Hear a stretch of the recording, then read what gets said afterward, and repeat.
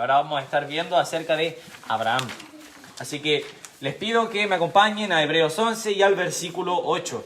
Dice: por la fe Abraham, siendo llamado, obedeció para salir al lugar que había de recibir como herencia, y salió sin saber a dónde iba. Por la fe habitó como extranjero en la tierra prometida, como en tierra ajena, morando en las tiendas con Isaac, coherederos de la misma promesa, porque esperaba la ciudad que tiene fundamentos, cuyo arquitecto y constructor es Dios. Entonces, hemos visto muchos personajes en el libro de Hebreos. Y también hemos visto la definición que el libro de Hebreos 11 da acerca de la fe. Que si todavía no la recuerdan, está en el versículo 1, dice: la certeza de lo que se espera, la convicción de lo que no se ve. Y todos estos héroes representan esta definición, pero quizás puede que Abraham sea el ejemplo más literal, que la cumple al pie de la letra. Les pido que me acompañen orando una vez más, y luego vamos a comenzar con el mensaje. Padre, doy muchas gracias por esta posibilidad que tenemos de congregarnos como iglesia una vez más, Señor. Doy gracias porque tenemos una iglesia en primer lugar con sana doctrina donde podemos congregarnos y aprender más de su palabra, Señor. Le doy gracias por cada hermano que asistió y le pido por favor que me ayude, Señor, a hablar solo lo que su palabra nos dice y nos enseña, Señor. Queremos aprender más acerca de la fe, Señor, y a tener una fe como la de Abraham. Doy gracias nuevamente por cada persona que está aquí, Señor, y porque ha tomado parte de su tiempo para poder estar aquí en la casa de Dios, Señor, que es la iglesia. Damos gracias por todo y oramos todo esto en el nombre de nuestro Señor Jesús. Amén. Entonces, Abraham tuvo una fe muy grande. Y vamos a ver estos dos puntos que se mencionan en los tres versículos que leímos. El hecho de que él fue a un lugar desconocido y de que él reconocía su naturaleza forastera. Entonces, él no sabía a dónde iba. Habíamos visto que la definición de fe era la certeza de lo que se espera y la convicción de lo que no se ve. Y él tuvo esa convicción de lo que no se ve y fue a un lugar que no conocía. Porque acompáñeme por favor a Génesis capítulo 12 para ver de qué nos está hablando Hebreos en esta parte. Génesis 12. Y vamos a colocar aquí un marcador en Hebreos. Y el versículo 1 dice: pero Jehová había dicho a Abraham: vete de tu tierra y de tu parentela y de la casa de tu padre a la tierra que te mostraré, y haré de ti una nación grande, y te bendeciré y engrandeceré tu nombre, y serás bendición.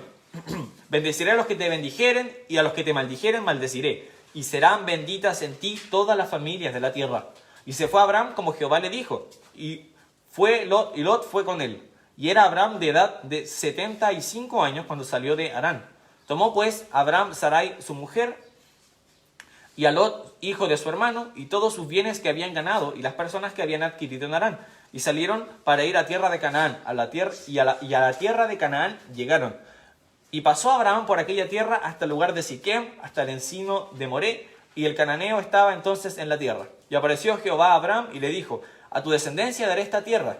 Y edificó allí un altar a Jehová, quien le había aparecido. Luego se pasó de allí a un monte al oriente de Betel y plantó su tienda, y teniendo a Betel al occidente y Ai al oriente, edificó allí altar a Jehová e invocó el nombre de Jehová. Y Abraham partió de allí caminando y yendo hacia Negev. Entonces, aquí él ya había llegado a la tierra prometida que era Canaán. Dice que se estableció allí. Pero algo que yo no había notado es de que Abraham no obedeció a la primera a Dios. ¿Por qué? Porque nos dice de que el versículo 1, pero Jehová había dicho. Entonces es algo que no que Jehová dijo en ese momento, sino algo que ya había dicho. Si nosotros vamos al versículo 27 del capítulo anterior, dice: estas son las generaciones de Taré. Taré engendró a Abraham, a Nacor y a Harán. Harán engendró a Lot. Y murió Harán antes que su padre Taré en la tierra de su nacimiento, en Ur de los Caldeos. Y tomaron Abraham y Nacor para sí mujeres. El nombre de la mujer de Abraham era Sarai, y el nombre de la mujer de Nacor, Milca, hija de Harán, padre de Milca y de Isca. Mas Sarai era estéril y no tenía hijo. Y tomó Taré a Abraham su hijo y a Lot, hijo de Harán, hijo de su hijo, y a Sarai su nuera, mujer de Abraham su hijo, y salió con ellos de Ur de los Caldeos para ir a la tierra de Canaán, y vinieron hasta Harán y se quedaron allí. Y fueron allí los días de Taré 205 años, y murió Taré en Harán. Entonces, ¿qué le había dicho Jehová a Abraham? Veamos el versículo 1, era que él se fuera de su tierra y de su parentela y de la casa de su padre. ¿Pero qué hizo? Vemos en el versículo anterior de que él se fue con su padre. Él tenía que irse a la tierra que él iba a mostrar, que era Canaán. ¿Pero dónde fue? Hasta Harán, y se estableció allí. Entonces no le hizo caso porque no fue a Canaán, y tampoco le hizo caso porque no se separó de su parentela ni de su padre, porque se fue con ellos. Entonces, esto es algo importante que quise agregar, aunque no está tan relacionado con la fe, y es el hecho de que cuando Dios nos dice algo una vez, es bueno hacerle caso a la primera. Si Dios lo repite, muchas veces Dios dice muchas cosas en la Biblia, en varias ocasiones repetidamente, como por ejemplo la Gran Comisión. La tenemos muchas veces, la tenemos 4 veces en Mateo, Marcos, Lucas, Juan, 5, con Hechos también. Entonces la tenemos muchas veces en la Biblia. Entonces si Dios repite algo muchas veces hay que poner atención, pero para obedecer a Dios solo necesita decirlo una sola vez. Y entonces aquí vemos que Abraham no le hizo mucho caso, sino que tenía que irse sin su papá, pero se fue con su papá. Tenía que ir hacia Canaán, pero se estableció en Harán primero. Entonces hay que tener cuidado con eso de hacer caso a Dios a la primera. Pero Abraham fue un hombre de una fe muy grande, porque Dios no le dijo a dónde iba. Le dijo, porque en el versículo 1 le dice, a la tierra que te mostraré. O sea, Dios no le dice, tú tienes que ir a tal parte, ubícate por ahí. No, yo te voy a mostrar a dónde vas. Tú por ahora, ándate nomás. Eso es lo que le había dicho. Y la verdad es que muchas veces Dios requiere de Abrahames como él. Que a lo mejor Dios nos dice, necesito que tú me sirvas. Ok, Señor, ¿dónde? A lo mejor no lo tenemos claro todavía, pero no tenemos que discutir lo que Dios necesita. Es casi como si Dios nos dijera, necesito que hagas algo. Y yo, ¿qué cosa? Algo tienes que hacer. Nosotros tenemos que estar dispuestos a decir que sí, sin importar lo que Dios nos vaya a preguntar. Entonces, Abraham fue a la tierra de Canaán y se fue aún sin saber dónde quedaba. Tenemos nosotros un llamado muy similar. Si nosotros vamos a Mateo 28, donde se nos da la gran comisión, en Mateo 28, el versículo 19 de Mateo 28 dice, por tanto, id y haced discípulos a todas las naciones, bautizándolos en el nombre del Padre, y del Hijo, y del Espíritu Santo. Entonces, ¿a dónde? A todas las naciones. Entonces uno podría a lo mejor preguntarse, pero Señor, ¿no puedes ser un poco más específico? ¿Dónde quieres que yo te sirva? Bueno, el Señor necesita ayuda en todas las naciones. Él quiere que nosotros estemos predicando en todas las naciones, a todas las personas, a toda criatura. Entonces, es un llamado casi tan ambiguo como el que se le dio a Abraham, de no saber a dónde tenía que ir. Nosotros tampoco tenemos claro, nos dice todas las naciones, pero eso puede ser mi vecino, eso puede ser China, eso puede ser Argentina, eso puede ser Rusia, puede ser cualquier lugar del mundo. Entonces, ¿qué debemos hacer nosotros? Es tener esa disposición de decir, Señor, heme aquí, envíame a mí. Donde tú digas que quieres que yo esté, yo voy a estar ahí. Y esa fue una disposición que tuvo Abraham en este lugar, porque dice que él hizo como Jehová le dijo, y fue con Lot y siguió donde Jehová le había dicho que tenía que ir. Y se estableció en Canaán, y dice que esa tierra iba a ser para sus descendientes. Uno de los versículos que más me da ánimo a la hora de servir es 1 Corintios 15, el versículo... me pasé. 1 Corintios 15 y el versículo 55.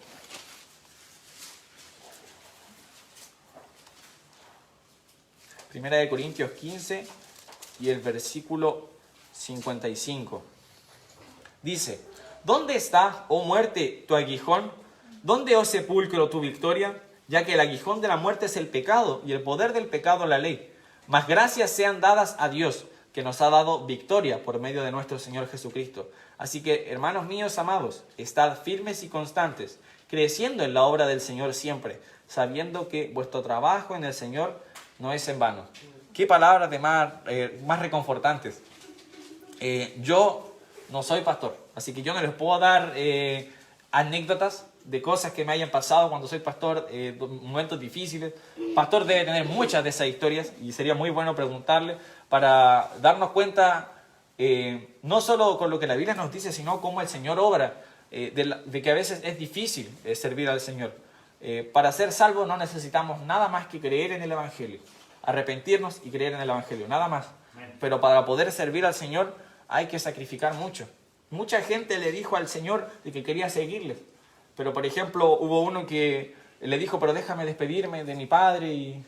O hubo otras personas que, como por ejemplo el rico, y le dijo que Jesús le dijo que diera todos sus bienes.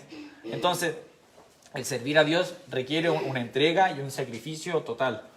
Y tener esa fe de decir, no sé a dónde voy, no sé qué quieres que haga exactamente, solo sé que quieres que te sirva, pero aquí estoy y para adelante vamos y tú me muestras dónde voy. Esa actitud que tenía Abraham es la que nosotros tenemos que tener. Una fe que no necesita de lugares específicos, que no necesita de instrucciones claras, sino que necesita simplemente de una orden. Y nosotros como siervos del Señor, porque tenemos que entender de que cuando nosotros le decimos Señor, nos estamos refiriendo a una autoridad. Cuando yo digo oremos al Señor o hablamos de el Señor es un título que significa dominio, poder, autoridad. Nosotros somos siervos de Él y tenemos que estar dispuestos a actuar como un siervo. Y ahora, cuando Dios nos dice que hagamos algo, debemos confiar en que todo también está bajo su control. Eso también lo vimos un poco el domingo pasado. Porque en segunda, no sé por qué puse segunda de Génesis, como si hubiera otro libro. Era Génesis 12, versículo 10. No necesitan buscarlo, pero igual está bien leerlo.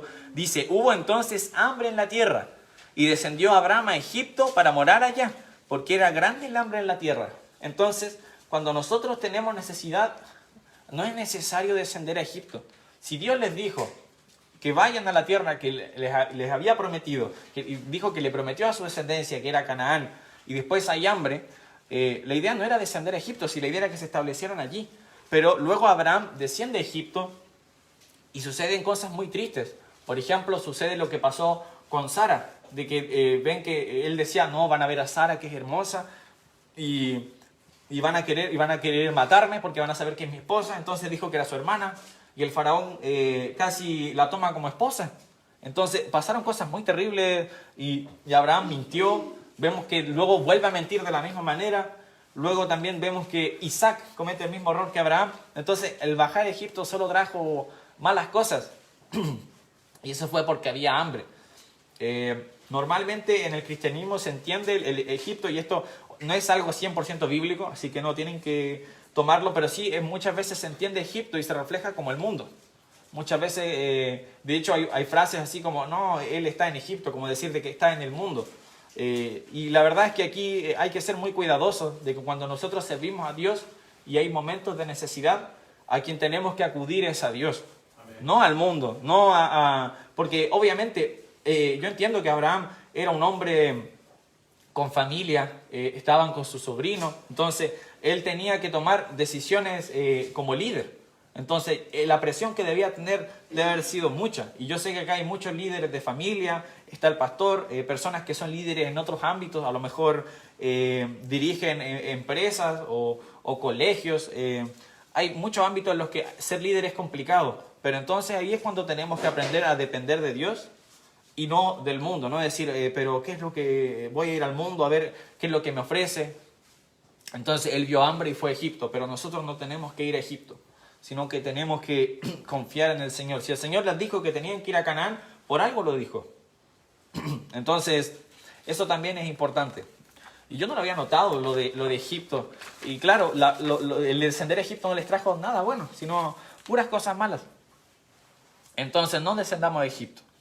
Entonces, vimos de que, volviendo a Hebreos 11, vimos de que Abraham, por fe, fue llamado y obedeció y salió a un lugar, dice, al lugar que había de recibir como herencia, y salió sin saber a dónde iba.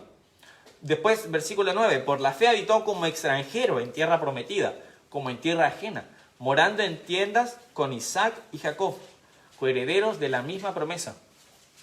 Ahora, es interesante porque hay versículos, no los tengo anotados, pero lo leí como 10 veces ese versículo. Debe estar aquí cerca en Génesis, creo que es 13. A ver. Y es de que... acá está, sí. Abraham le fue muy bien. El versículo 2, 13 dice, del versículo 1 de Génesis 13 dice, subió pues Abraham de Egipto hacia Negev, él y su mujer, con todo lo que tenía con él y Lot. Y Abraham era riquísimo en ganado, en plata y oro. Dios lo prosperó. Y por eso también, como para terminar el primer punto, era de que quizás las cosas se ven difíciles, pero Dios siempre tiene un plan. No le estoy diciendo de que si usted tiene tribulación después va a salir millonario. No me malinterprete. Pero sí, Dios tiene un propósito para cada cosa.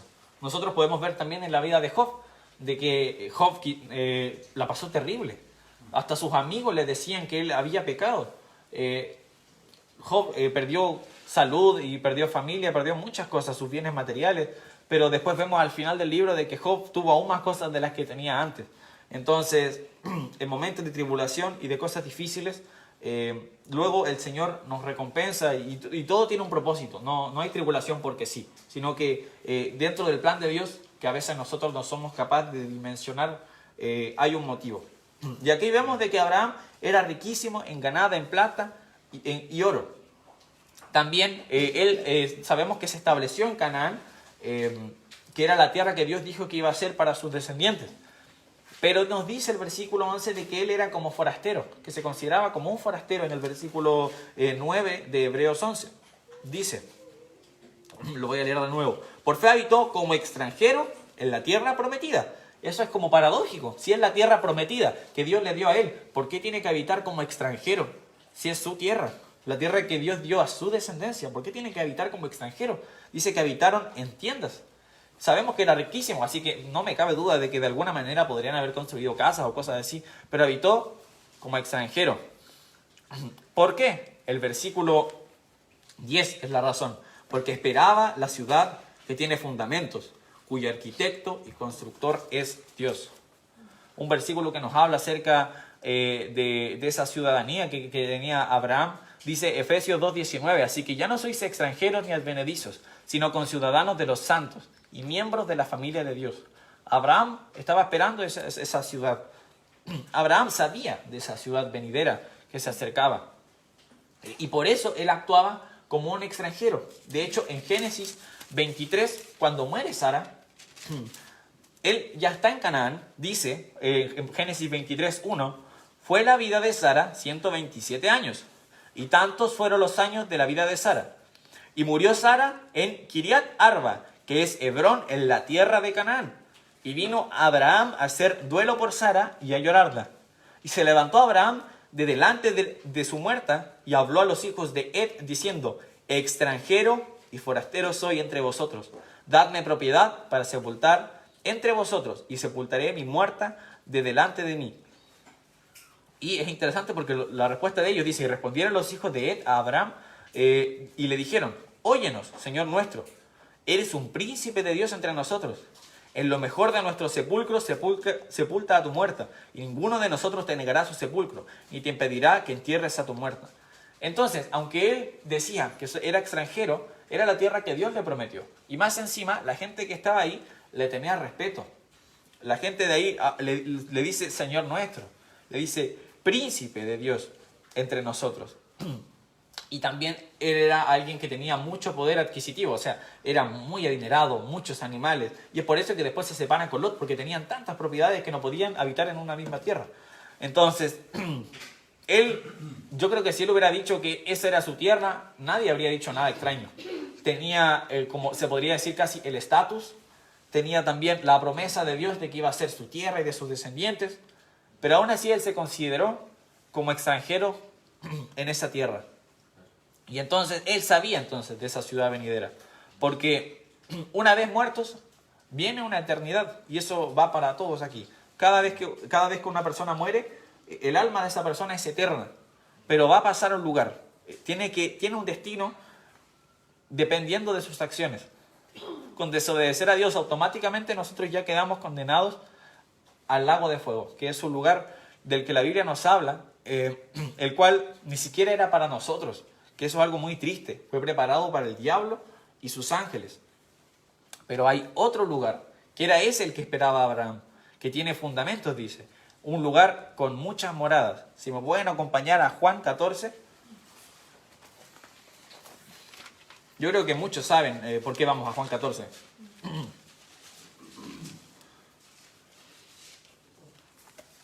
Juan 14 y comenzamos en el versículo 1.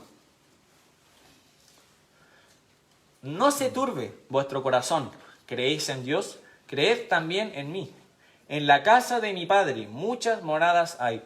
Si así no fuera, yo no os lo hubiera dicho. Voy pues a preparar lugar para vosotros. Y si me fuere y os preparare lugar, vendré otra vez y os tomaré a mí mismo, para que donde yo estoy, vosotros también estéis. Y sabéis a dónde voy, y sabéis el camino. Y le dijo Tomás: Señor, no sabemos a dónde vas. ¿Cómo pues podemos saber el camino? Jesús le dijo: Yo soy el camino, y la verdad, y la vida. Nadie viene al Padre, sino por mí. Entonces aquí nos habla nuevamente de esta ciudad, pero también nos habla acerca del camino para llegar a esa ciudad. Y lo más lógico es que haber escuchado de esa ciudad, Tomás lo primero que dice: ¿cuál es el camino? Ni siquiera sabemos de dónde estás hablando. ¿Cómo llegamos? Entonces ahí es donde Jesús dice el versículo tan conocido: Yo soy el camino. Y de eso estudiamos también el miércoles. De que Jesús es ese camino. ¿Cómo podemos tomar ese camino entonces? Con los niños hemos hablado ya 2 clases. Esta vez fue más de Jesús, pero las 2 clases pasadas hablamos acerca de Juan el Bautista. Y la Biblia nos dice que Juan el Bautista predicaba acerca del arrepentimiento. Ese es el primer paso, arrepentirnos. Él predicaba del arrepentimiento y les hablaba yo a los niños de que nosotros hemos pecado y que hemos defraudado a un Dios santo. En Isaías 6:3 dice: y el uno al otro daba voces diciendo: Santo, santo, santo, Jehová de los ejércitos, toda la tierra está llena de tu gloria. Dios es santo. Y muchas veces a la gente le gusta decir: pero Dios es amor, Dios es amor. Y la verdad es que Dios sí es amor, eso es bíblico, es verdad. Pero la cualidad que se repite 3 veces de Dios es su santidad, no su amor. Ahora bien, una cosa no contradice a la otra. El amor de Dios es muy distinto al amor del mundo. No es un amor de libertinaje que permite todo, sino que, por ejemplo, es muy bueno, y yo recomiendo esto, leer 1 Corintios 13 acerca del amor, cuando a lo mejor nosotros estamos teniendo problemas. Por ejemplo, si nos estamos enojando mucho, lo leemos y vemos de que dice de que el amor no se irrita. Es un muy buen pasaje para ir repasando, por ejemplo. Pero ya volviendo acerca de que Jesús es el camino, tenemos que arrepentirnos. Nosotros hemos pecado y hemos defraudado a un Dios santo. Y nosotros hemos defraudado a ese Dios que aborrece el pecado. Un versículo que nos habla acerca de eso, y les pido que me acompañen buscándolo, es Proverbios 6. ¿Me pueden acompañar a Proverbios 6?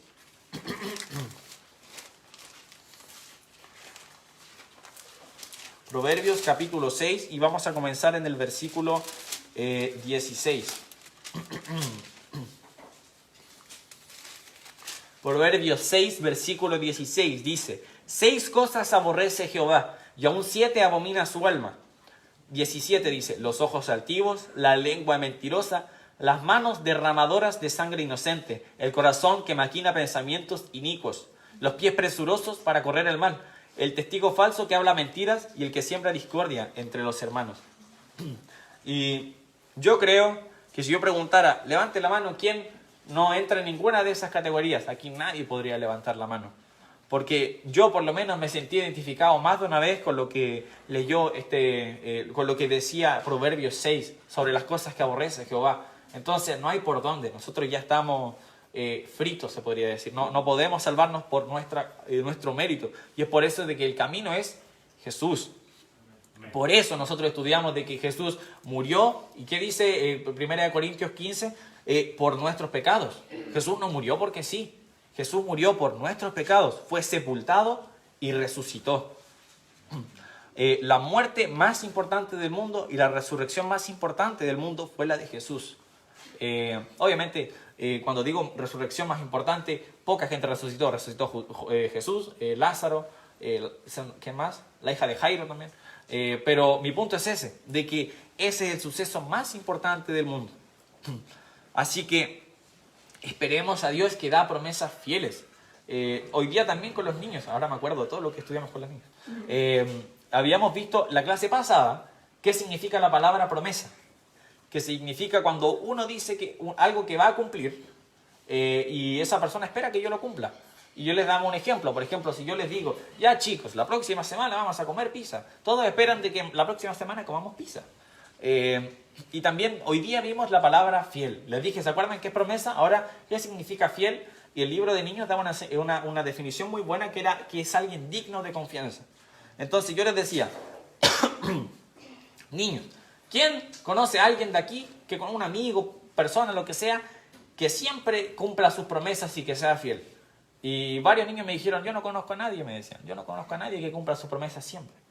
Entonces, la verdad es que los niños tenían toda la razón. No hay nadie que cumpla sus promesas siempre dentro de nosotros, pero sí el Señor.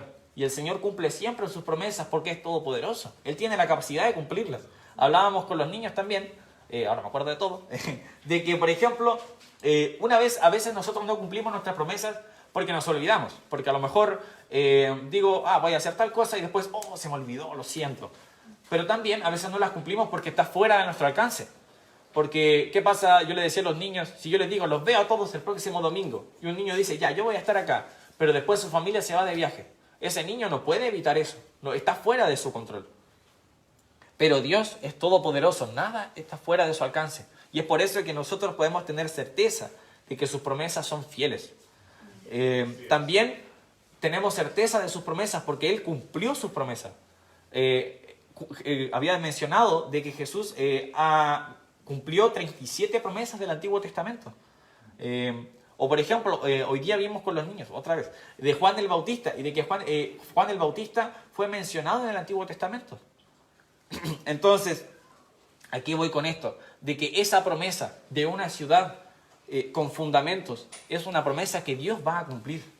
Una promesa, y nosotros podemos tener esa seguridad de que a diferencia de nosotros, Dios sí cumple sus promesas. Entonces es por eso que Abraham tuvo esa fe de esperar por la ciudad que tiene fundamentos y cuyo cuyo arquitecto y constructor es Dios.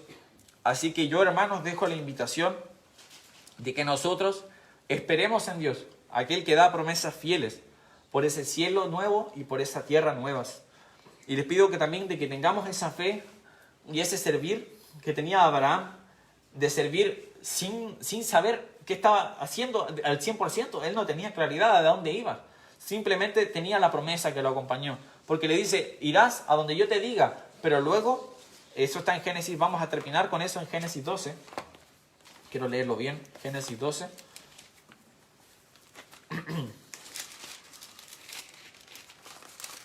Y el versículo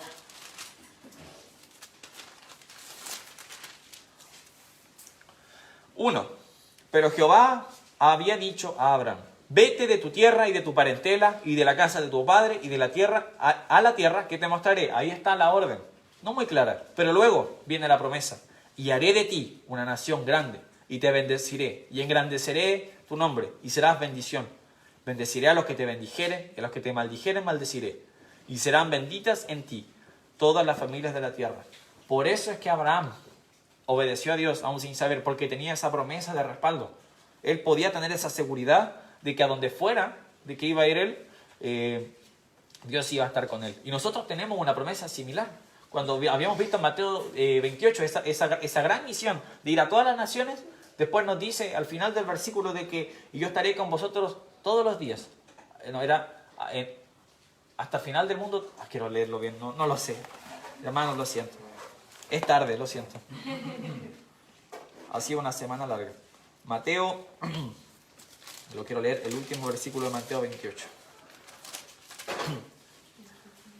Y aquí yo estoy con vosotros todos los días hasta el fin del mundo. Entonces, los discípulos podían tener seguridad de cumplir esa misión porque también tenían esa promesa que los acompañaba. Vamos a orar. Padre, le doy muchas gracias, Señor, por esta posibilidad de de poder aprender más acerca de la fe y acerca de quién fue Abraham, Señor. Ayúdenos a tener esa fe, Señor, que no necesita ver para poder actuar, Señor, sino que Él tuvo convicción de lo que no se veía, Señor, y confiaba en que usted iba a cumplir su promesa de un cielo nuevo y tierra nueva, Señor. Y por esto pido que si hay alguien que no tiene seguridad de dónde va a descansar su alma en la eternidad, Señor, no sabe si estará en este cielo nuevo y tierra nueva, o si su alma a lo mejor va al lago de fuego y no tiene esa seguridad, ayúdenos, Señor, a nosotros a hacerle la ayuda, de explicarle el evangelio de la salvación y que esa persona pueda tomar una decisión hoy, Señor. Y para los que hemos tomado esa decisión y tenemos una morada en el cielo, Señor, le pido por favor de que nos ayude a tener esta fe para poder seguir adelante y servirle hasta el fin del mundo, Señor. Damos gracias por todo y oramos todo esto en el nombre de nuestro Señor Jesús. Amén. Para terminar, adiós a todos. Dice. Saludos a Víctor. Bendición, hermano.